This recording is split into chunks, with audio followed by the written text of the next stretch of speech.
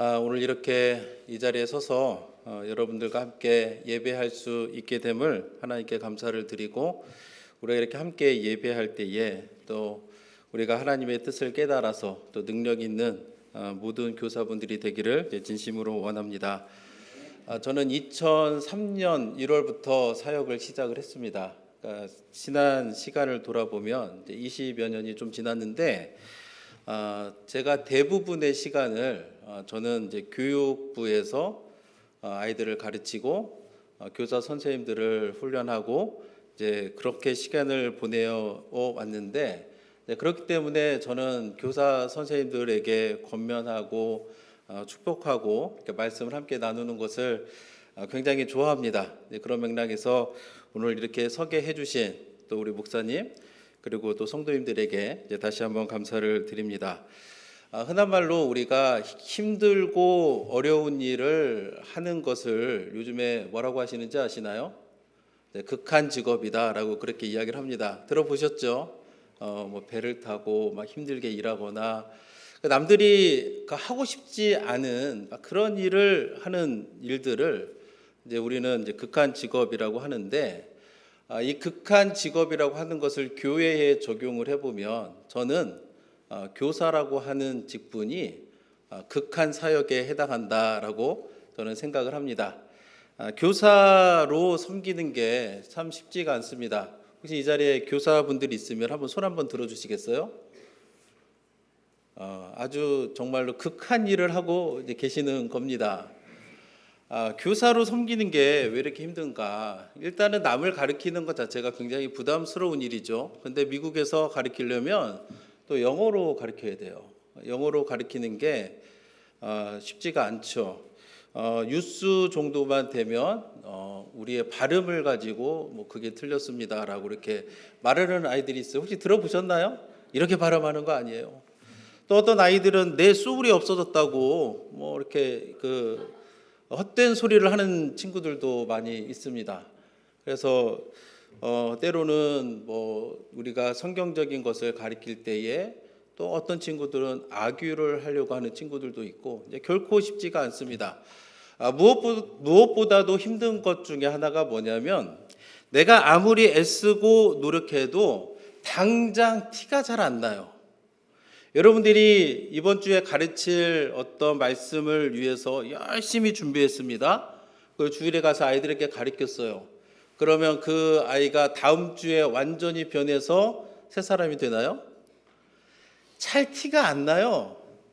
그러니까 교회 내에 다른 사역을 예를 들어 보면 청소를 한다고 해보세요. 열심히 청소하면 티가 나요, 안 나요? 티가 나요. 내가 그 부엌에서 봉사를 합니다. 내가 열심히 음식을 준비하고 돈도 좀 더 많이 써서 더 좋은 재료로 음식을 하면 티가 납니까, 안 납니까? 티가 팍팍 나는데 가르치는 것은 그렇게 티가 안 나요. 그러다 보니까 좋은 소리 듣기가 굉장히 어려운 거예요. 선생님들, 여러분들이 아이들을 가르치면서 학부모로부터 선생님 너무 감사합니다, 이런 소리 듣고 계신가요? 아멘 해야 되는데 이럴 때는 별로 없어요.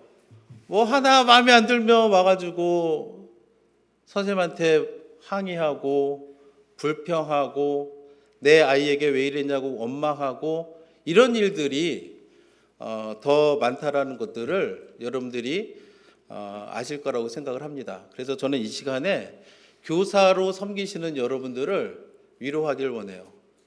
교사로 섬기시는 여러분들을 축복하고, 하나님이 능력 주셔서 힘들지만 끝까지 하나님께서 맡겨주신 사역을 잘 감당하는 능력 있는 교사 선생님들이 되기를 예수님의 이름으로 축복합니다.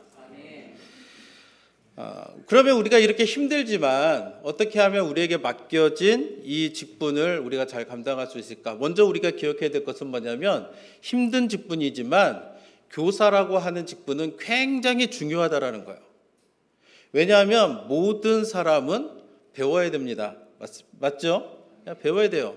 사도행전에 보면은 참 놀라운 그 부흥의 그 일들이 기록이 되어 있습니다. 특히 이 장에 보면은 그 베드로가 한 번 선교했더니 몇 명이 베드로의 설교를 듣고 회개하고 구원을 받았는지 아시나요? 3,000명. 놀랍지 않습니까? 이 3,000명은요, 남자 어른만 3,000명이에요. 당시에 성경에서 몇천 명은 죄송하지만은 여자들은 카운트를 안 했거든요. 애들도 카운트를 안 했거든요. 그러면 남자 어른만 3,000명이면 여자들도 있었을 것이고 아이들도 있었을 거고 하면 10,000명이 넘을지도 모릅니다. 그 한 번의 설교로 내가 죄인이구나 하고 주님께 죄를 회개하고 돌아온 사람, 그 침례를 받은 사람, 세례를 받은 사람, 그런 사람이 10,000명이 넘을지도 모르는, 기록된 걸로는 남자 성인만 3,000명. 그리고 나서 이 사람들이 뭘 했을까요? 내가 구원을 받았습니다. 그리고 나서 뭐 했을까요? 성경에서는 뭐라고 얘기하냐면 사도들의 가르침을 받았다라고 성경은 가르쳐주고 있습니다. 그래서 배워야 돼요. 그런 맥락에서 우리들의 아이들도 배워야 하나님이 원하시는 인격체로서 이 땅 가운데서 하나님을 기쁘시게 하는 빛의 자녀로 살아갈 수가 있다는 것들을 우리가 기억을 해야 됩니다. 그렇기 때문에 교사는 그 아이들을 가르치는 일을 하고 있기 때문에 굉장히 중요합니다. 한국 통계이기는 하지만 교회를 다니다가 교회를 떠나는 사람들이 있습니다. 그런데 어린아이부터 고등학생들까지 그 아이들이 교회를 떠나는 그 비율이 얼마나 되시는지 아시나요? 90% 대량 된다고 합니다. 교회를 나왔다가 떠나는 사람들, 그러니까 어른들은 한번 오면 또 웬만큼은 견딘다는 거겠죠. 근데 아이들은 쉽게 교회를 떠나간다는 거예요. 그래서 오늘날에도 청년부, 교육부가 너무 어른들은 10,000명이 모여도 청년들은, 어린아이들은 수가 많지 않은 것이 한국교회의 현실이기도 한데, 그렇기 때문에 우리는 아이들을 가르치는 교사의 직분은 너무나도 소중한 겁니다. 근데 또 한 가지 또 그 감사한 것은 뭐냐면 나가는 사람이 있죠. 나갔다가 들어오는 사람이 있습니다. 그러면 아이부터 학생들까지, 중고등부 학생들까지 돌아오는 비율은 몇 퍼센트 정도 될까요? 대략 75% 정도 된다고 합니다. 그렇기 때문에 교사의 직분이 너무나도 소중한 거예요. 그래서 이 자리에는 담임 목사님도 계시고 장로님들도 계시고 하는데 교사들을 보면은 수고한다, 격려해 주셨으면 좋겠습니다. 애쓰고 있다라고 하면서 함께 기도해 주셨으면 좋겠어요. 그럴 때에 우리들의 다음 세대가 이 땅 가운데서 바르게 하나님을 예배하고 하나님을 기쁘시게 하는 그런 그 복음의 자녀로 자라날 수 있을 거라고 생각을 합니다. 그래서 이처럼 소중하고 귀한 이 교사의 직분을 우리가 어떻게 하면 끝까지 잘 감당할 수 있을까? 혹시 여러분들 중에 나는 오래만 하고 그만두겠다, 속으로 그런 생각하고 계신 분 계신가요? 그런 생각이 있으시면 이 시간 말씀을 통해 회개하고 주님이 부르시는 그날까지 난 끝까지 가겠다 결단하시길 원합니다. 끝까지 하셔야 돼요. 그럼 우리가 이걸 끝까지 하려면 어떻게 해야 되느냐? 여러 가지 스킬이 있겠지만 저는 이 시간 여러분들과 함께 나누고 싶은 것은 뭐냐면 우리가 복음에 집중해야 된다라는 것을 권면을 드립니다. 어떻게 하면 내가 하나님의 부르심을 받은 교사로 끝까지 힘들고 어렵고 남이 뭐라 해도 내가 낙심하지 않고 끝까지 아이들을 가르치는 그런 교사가 될 수 있을까? 뭐니 해도 우리가 해야 될 첫 번째는 뭐냐? 복음에 집중하는 것이 필요하다라는 겁니다.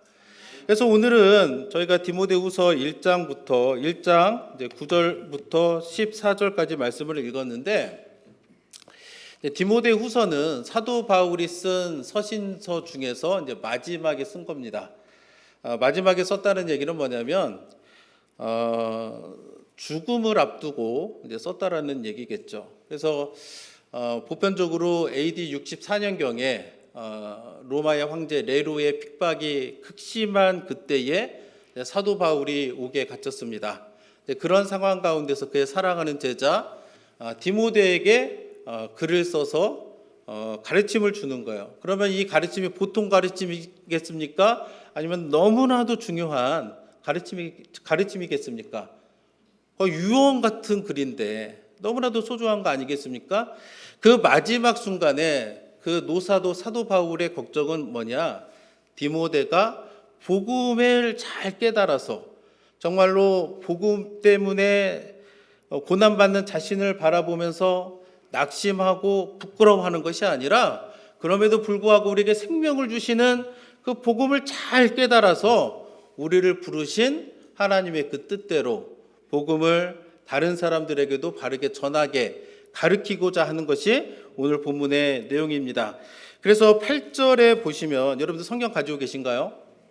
성경을 보시면 8절에 어떻게 나와 있냐면 그러므로 너는 내가 우리 주를 증언함과 또는 주를 위하여 갇힌 자 된 나를 부끄러워하지 말고 지금 사도 바울이 옥에 갇혀 있습니다. 디모데 후서를 보시면 4장 6절부터 8절 보면 무슨 말이 있냐면 나의 마지막 날이 가까웠도다 라고 그렇게 얘기합니다. 그러니까 지금 사도 바울 자체도 옥에 갇혀서 글을 쓰는 순간에 어떤 생각을 하게 되냐면 내가 죽음을 앞두고 있구나. 나의 생이 그렇게 많이 남아있지 않구나. 이제 그런 것을 생각하면서 글을 쓰는데 지금 뭐라고 하냐면 내가 옥에 갇혀 있게 된 것을 부끄러워하지 말라. 디모데 입장에서 보면 사도 바울이 왜 옥에 갇혀 있습니까? 왜 죽어야만 됩니까? 복음 때문에 그런 건데 디모데 입장에서 보면 이게 쉽게 받아들여지겠습니까? 우리가 일반적으로 어떤 생각을 합니까? 예수님 믿으면 복 받는다. 하나님이 우리와 함께 하신다. 우리에게 승리를 주신다. 이렇게 배우고 기대하잖아요. 이 자리에 있는 분들도 내가 하나님의 자녀가 되어서 평생 고생만 죽도록 하다가 나는 끝날 거다라고 기대하시나요, 여러분들? 물론 고난은 있지만 그럼에도 불구하고 하나님이 나를 안아주시고 나를 인도해 주시고 나를 좋은 길로 인도해 주셔서 푸른 초장에 누이시는 그런 것들을 여러분들 기대하지 않습니까? 근데 지금 사도 바울은 그런 상황이 아닌 거예요. 사도 바울이 가진 게 얼마나 많습니까? 다 배설물처럼 여기고 온전히 복음에 헌신했는데 그에게 남겨진 그 마지막은 옥에 갇혀서 죽음을 기다리는 그 모습을 디모데가 본다면 얼마나 낙심하겠습니까? 내가 지금 하고 있는 게 맞나? 그런 생각이 들지 않겠습니까? 그런데 사도 바울은 뭐라고 하냐면 그러지 말라는 거예요. 복음을 부끄러워하지 말라. 로마서 1장 16절에도 복음은 모든 믿는 자에게 구원을 주시는 하나님의 능력이 됨이라. 그렇기 때문에 부끄러워하지 말고 오직 하나님의 능력을 따라 복음과 함께 고난을 받으라 라고 권면하면서 9절부터는 하나님께서 어떻게 복음으로 우리에게 일하시는가를 설명을 합니다. 9절에 보시면 하나님이 우리를 구원하사 첫째 하나님이 복음으로 우리에게 무슨 일을 행하셨는가? 우리를 구원해 주셨다는 거예요. 이 자리에 있는 여러분들도 어떻게 내가 구원받았습니까? 하나님의 부르심을 따라서 하나님의 역사를 따라서 그 은혜로 구원을 받으셨다는 것을 믿으시기를 원합니다. 나의 노력, 나의 행위로 구원받는 게 아니에요. 하나님이 우리를 불러주셔서 우리에게 구원을 주신 겁니다. 그리고 거룩하신 소명으로 부르심은 하나님이 복음으로 우리에게 어떻게 하셨는가? 거룩하신 소명으로 우리를 불러주셨다라고 성경은 가르쳐주고 있습니다. 이 부르심의 특징은 뭐냐? 계속해서 9절 말씀을 보시면 우리의 행위대로 하심이 아니요. 분명히 얘기합니다. 우리가 어떤 노력을 해서 내가 어떤 봉사를 해서 내가 어떤 선한 일을 해서 내가 구원을 받을 만한 무언가를 해서가 아니라 오직 십자가에 달려 죽으신 예수 그리스도의 공로로 우리를 구원하셨고 우리를 거룩하신 소명으로 부르셨다라고 얘기합니다. 그래서 하나님이 우리를 부르셨으면 그냥 우리가 구원받고 그냥 배불리 먹다가 편안하게 살다가 하늘나라 가는 게 목적이냐? 그게 아닌 거예요. 어떻게 그 9절에서 얘기하고 있냐면 오직 자기의 뜻과 영원전부터 그리스도 예수 안에서 우리에게 주신 은혜대로 하심이라. 자기의 뜻, 영어 성경을 보면 이게 목적으로 번역이 되어 있습니다. purpose. 하나님이 우리를 구원하시고 우리를 부르신 데에는 그분의 목적이 있다는 거예요.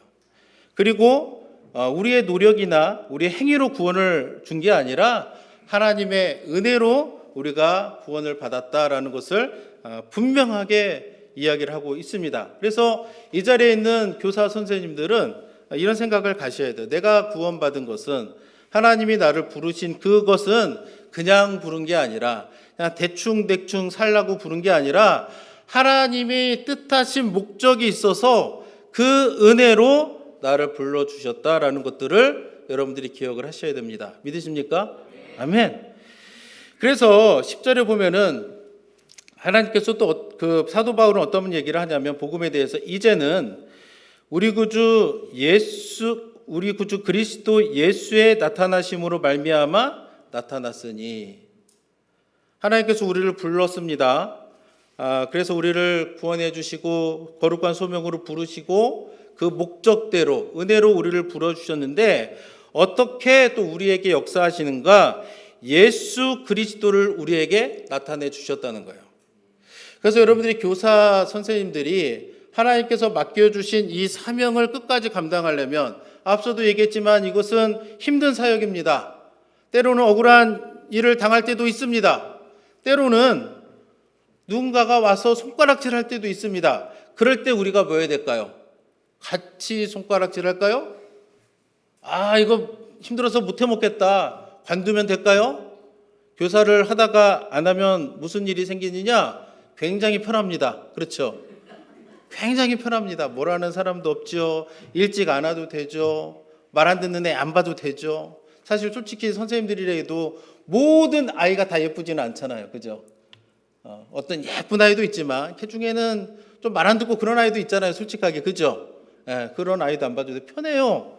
그러나 우리가 계속해서 이 직분을 감당해야 되는 그 이유가 있는 거예요. 그런 순간이 들 때마다 내가 그럼 무엇을 생각해야 되는가? 예수 그리스도를 여러분들이 생각하시라는 거예요. 그분이 어떤 분이신가? 하나님의 아들이신데 죄가 없으신 분인데 심지어 죄를 알지도 못하시는 그분이 뭐가 아쉬워서 날 위해 십자가를 집니까? 나를 사랑해서 내가 여전히 죄인 되었는데도 먼저 내게 오셔서 나를 나타내 주셨다. 그래서 10절 말씀을 계속 보시면 그는 사망을 패하시고 복음으로써 생명과 썩지 아니할 것을 드러내셨다라고 성경은 우리에게 가르쳐주고 있습니다. 그래서 교사 선생님들도 뭐를 드러내셔야 돼요? 생명과 썩지 아니할 것을 아이들에게 가르치고 보여주셔야 됩니다. 그게 뭐예요? 예수 그리스도 그 십자가의 사건이라는 거예요. 그래서 여러분들이 아이들에게 가르칠 때에 우리가 입으로만 가르치는 게 아니에요. 아시죠? 어떻게 가르쳐요? 내가 몸소 행함으로 아이들에게 가르치는 거예요.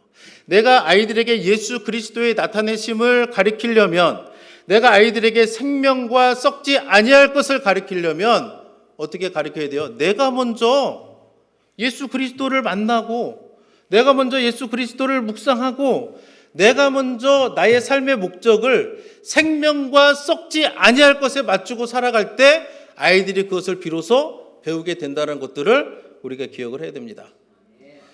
여러분들도 목회자가 앞에서 여러 좋은 말들을 많이 하잖아요. 근데 내가 안 하는 거를 앞에서 설교하면 여러분들이 목사님도 사람이니까 연약해서 그럴 수도 있지 이런 생각이 들어요? 아니면 목사님이나 좀 잘하세요? 이런 생각이 먼저 듭니까? 아이들도 똑같아요. 내가 아이들에게 가르칠 때 예수 그리스도를 나타내고 싶을 때 예수 그리스도의 그 말씀대로 생명과 썩지 아니한 것을 가르치고 싶을 때 어떻게 했냐? 내가 먼저 그렇게 해야 된다라는 거예요. 내가 먼저 예수를 붙드는 그 삶을 살아야 아이들도 그것을 보고 그 아이들도 이 세상 가운데서 예수를 붙들고 예수를 사랑하고 예수님을 위해서 살아갈 수가 있는 겁니다. 내가 먼저 생명과 썩지 않은 그것을 위해서 살아내려고 몸부림칠 때 여러분들의 아이들도 여러분들이 가르치는 학생들도 그 모습을 보고 생명을 위해서 썩지 아니할 것을 위해서 나아갈 수 있다는 것들을 기억하셔야 돼요. 여러분들의 생각 속에 기억에 남는 교회 학교 교사 선생님이 있습니까? 만약에 계시다면 그분이 가르쳐준 그 무엇이 지금도 생각나십니까? 아마도 그거는 잘 생각이 나지 않지만 그 선생님의 모습은 기억날 거라고 생각을 합니다. 그분이 어떻게 사셨는지, 그분이 어떻게 나를 섬겨줬는지, 그분이 어떻게 나를 사랑해 주셨는지 그 모습이 기억날 거예요.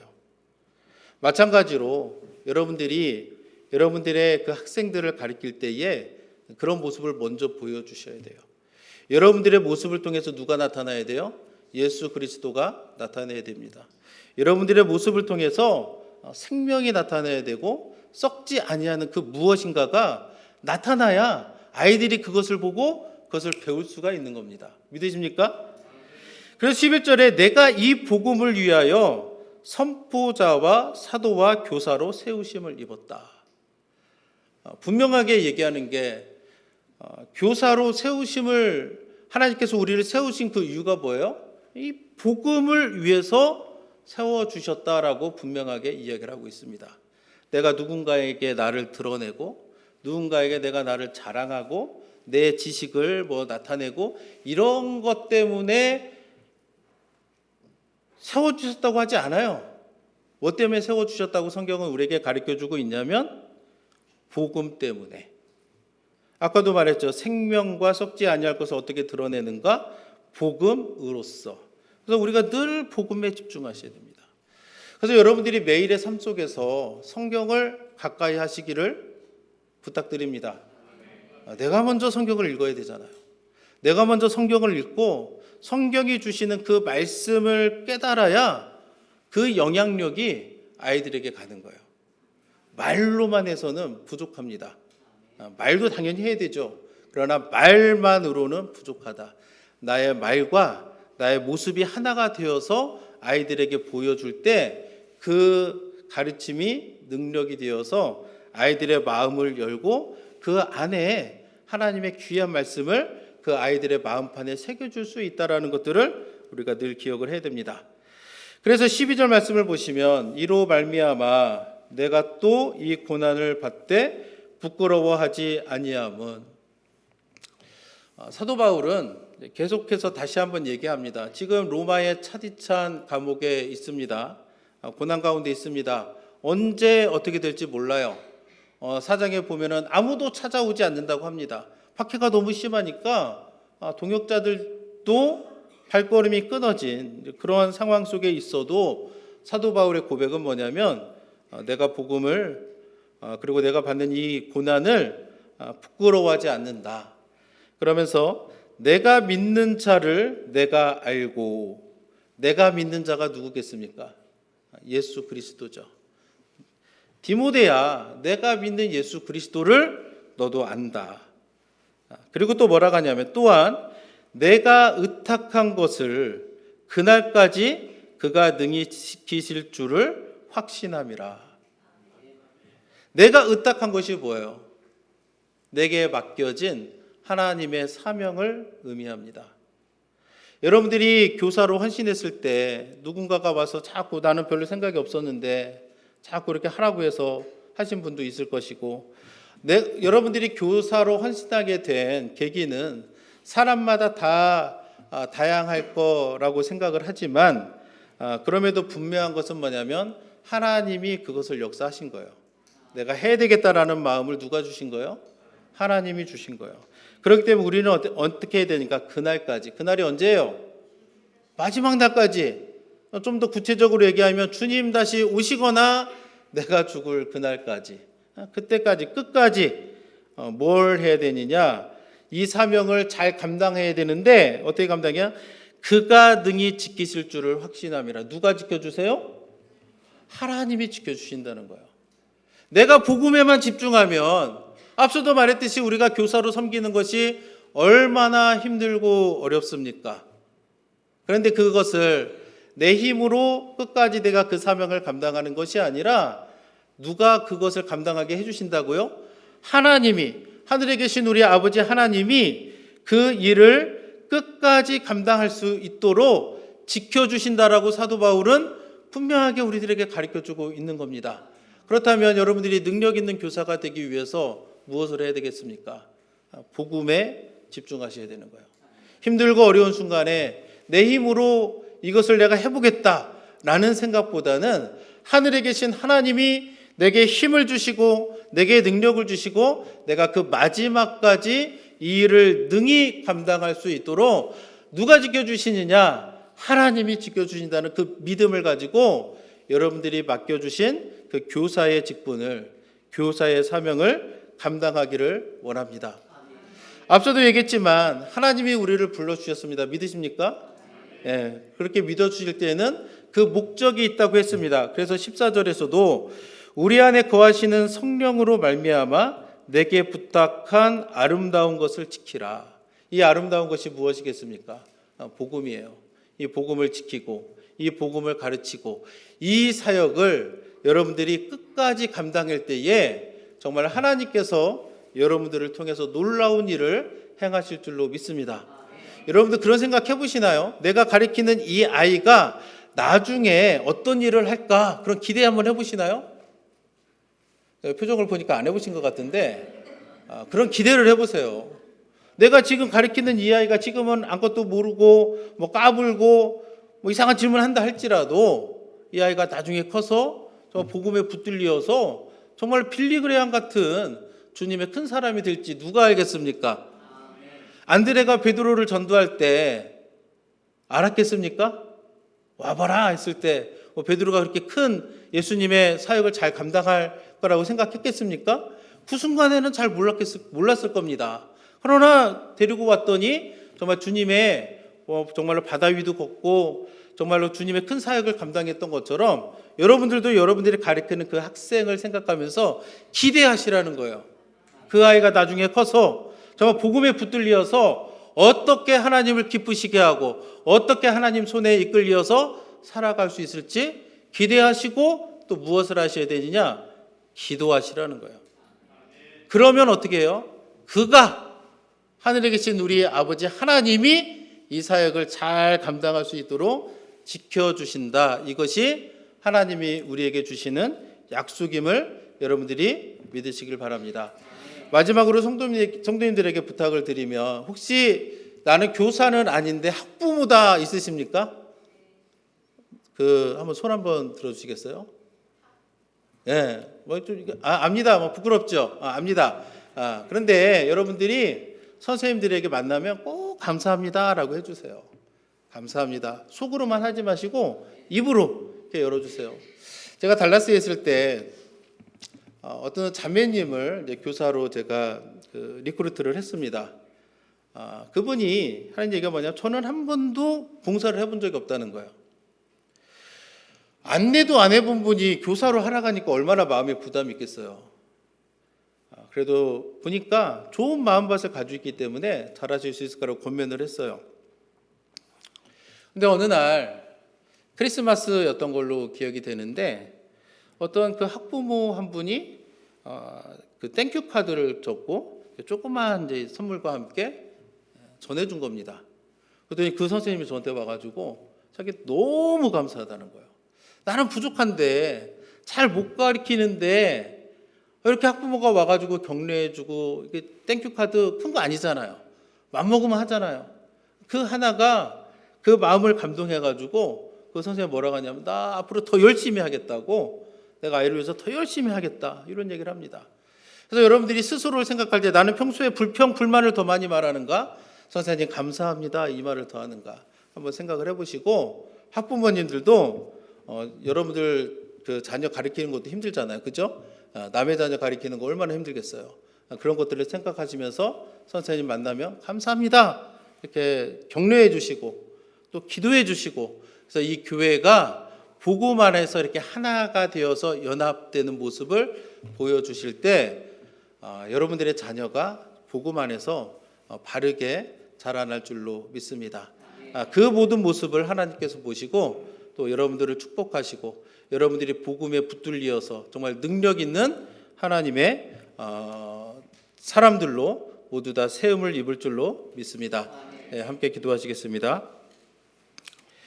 사랑과 은혜가 많으신 아버지 하나님 감사합니다. 오늘 이 밤에 교사 헌신 예배로 우리가 함께 모여서 예배할 수 있도록 우리를 불러주시고 또 이 모든 것들을 주님께서 허락하여 주심을 감사를 드립니다.